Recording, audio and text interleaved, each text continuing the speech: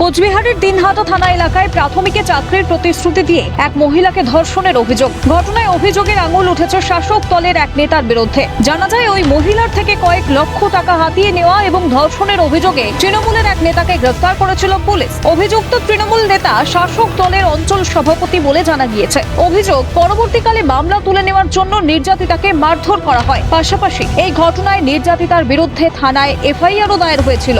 বুধবার সেই মামলায় নির্যাতিতাকে পুলিশে নিরাপত্তা দিতে কোচবিহারের পুলিশ সুপারকে নির্দেশ বিচারপতি অমৃতা সিনহার। পাশাপাশি পরবর্তী শুনানি না হওয়া পর্যন্ত ওই এফআইআর এর উপর অন্তর্বর্তী স্থগিতাদেশ জারি বিচারপতির।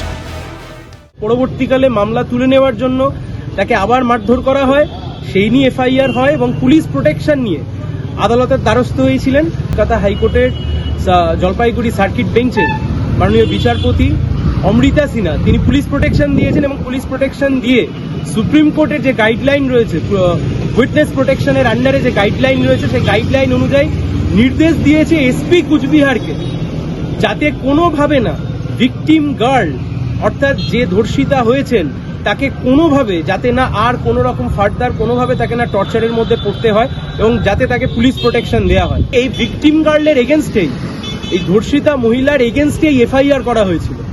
সেই এফআইআরেও নো কোয়ারশিপ অ্যাকশন, অর্থাৎ পরের ডেট অবধি পুলিশ কোনো ব্যবস্থা গ্রহণ করতে পারবে না ধর্ষিতা মহিলার বিরুদ্ধে এই নির্দেশ পাশ করেছে। মামলার পরবর্তী শুনানিতে আদালত কি নির্দেশ দেয় সেদিকেই নজর রাজ্যবাসীর। অভিরূপা হাজরার রিপোর্ট, ক্যালকাটা নিউজ।